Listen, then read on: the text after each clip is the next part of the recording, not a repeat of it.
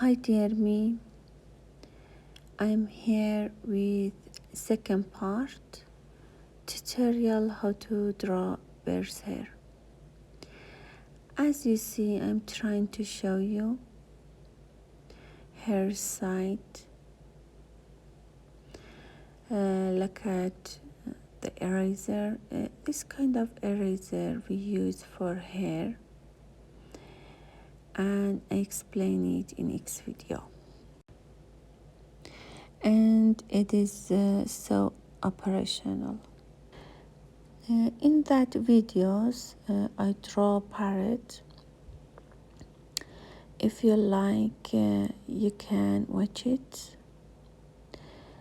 But please don't forget like and subscribe it. However, thanks for your watching. Because of a limit time, I speed it up, but please you draw it patiently. I took time nearly 4 hours, but you see just some minutes. I hope I show you with details and enjoy it.